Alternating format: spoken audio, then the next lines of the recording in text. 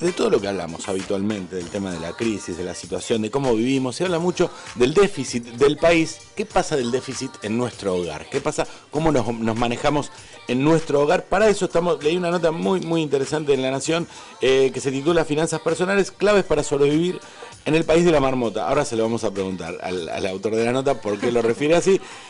Para eso estamos en comunicación con Nicolás Litvinov. Él es economista, director de la empresa de educación financiera. Qué interesante, una empresa de educación financiera.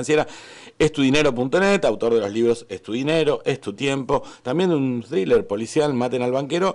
Y bueno, a ver, explícanos, Nicolás, de qué va este país de la marmota. Buenas tardes, Donato te saluda. ¿Cómo estás? ¿Qué tal? Buenas tardes, ¿cómo están?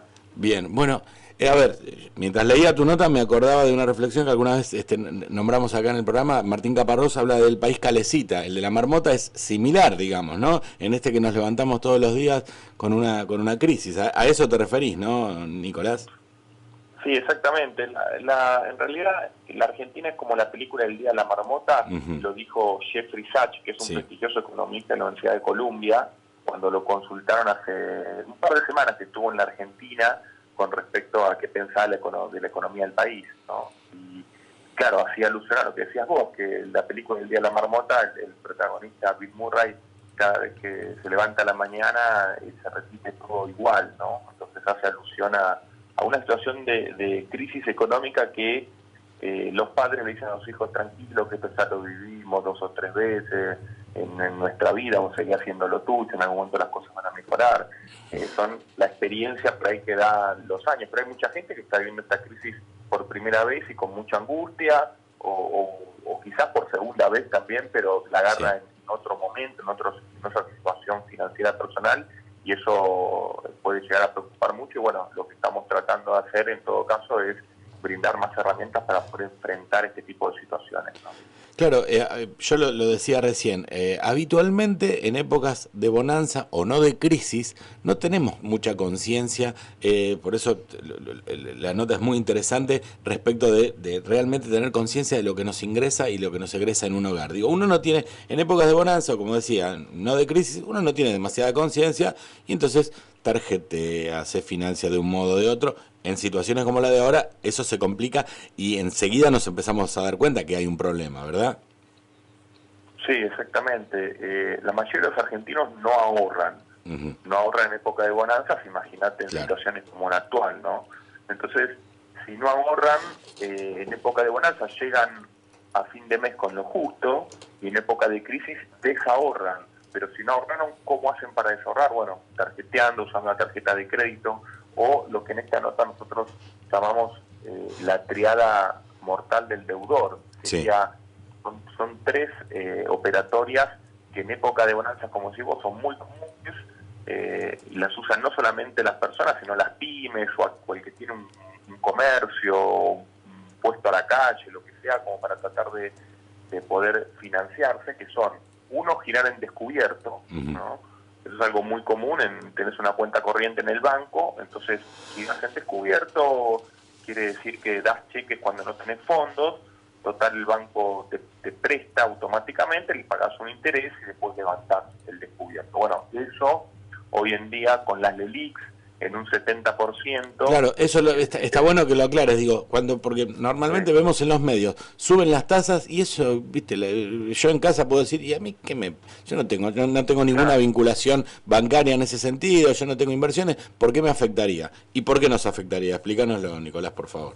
Y es que las tasas de interés son fundamentales en una economía porque es el costo del dinero, ¿no? Entonces, vos fíjate que si las tasas de interés suben, en primer lugar te va a subir el giro en descubierto para los que lo utilizan. Sumete que bueno, yo esto no lo utilizo, no, pero si pagás con la tarjeta de crédito en algún momento, también lo que sería el costo financiero total de pagar con tarjetas de crédito, o incluso la hora 12 o la hora 24, también tienen un interés de más del 50% que la gente desconoce.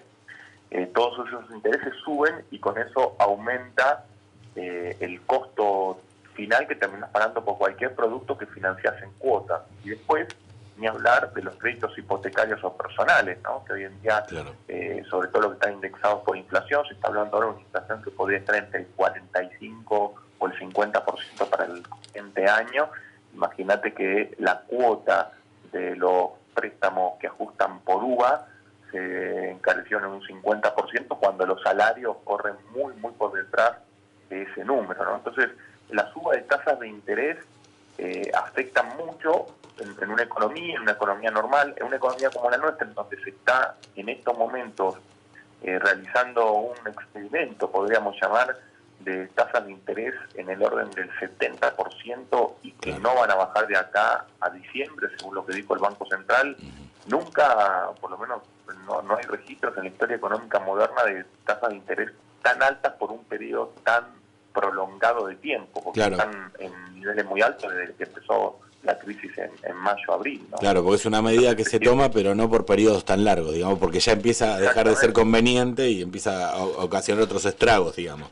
Exacto, porque de alguna manera asfixia la economía y eso hace que haya menos ventas, que cierren los comercios, que haya más despidos, ¿no? Pero la idea es que con esto lograr que el dólar se mantenga, pero más que nada yo creo que lo que están buscando es que la inflación caiga, cosa que hasta ahora no lo han podido hacer en casi los 3 años de mandato que lleva este gobierno, ¿no? Sí, claro. Estamos charlando con Nicolás Litvinov, él es economista, director de estudinero.net. Nicolás, leyendo tu nota, es como relativamente sencillo, el tema es que hay que ponerse a hacerlo, lo que vos denominás como el ratio de liquidez personal. ¿Cuál sería la fórmula? Sí. ¿Qué tenemos que hacer como tip para ver dónde estamos parados? Bueno, mira, por ahí suena un poco difícil en términos de las palabras, ¿no? Porque yo digo, hay que agarrar los activos líquidos y dividirlos por los pasivos a corto plazo. Pero bueno, uno diría que son los activos líquidos. Ahí en la nota está la lista, un activo líquido, todo lo que yo puedo, todo lo que tiene mercado, que yo sé que me doy vuelta y lo vendo en 1, 2, 3 días, una semana y lo hago cash. Esos son los activos líquidos, ¿no? Dinero en efectivo, dólares, euros, depósito en cuenta corriente, si tengo alguna caja de seguridad, si tengo acciones de exposición en bolsa, todo lo que, o mismo si tengo un auto y sé que lo puedo vender rápido, eso vendría a ser un activo líquido. Bien. Y los pasivos a corto plazo son deudas, o sea, erogaciones o gastos de dinero que yo sé que voy a tener que enfrentar en lo inmediato, como por ejemplo la cuota de la hipoteca, una hipoteca o el alquiler, la cuota del colegio de los chicos que tengo que pagar todos los meses, la cuota por la compra de un auto, corresponde, o distintos gastos corrientes como luz, gas, teléfono, comida, que yo ya sé que son gastos fijos, pero que son como una especie de deuda que yo tengo que pagar todos los meses, digamos. Entonces divido los activos que yo tengo líquidos, o sea, pongo activos líquidos, divido los pasivos de corto plazo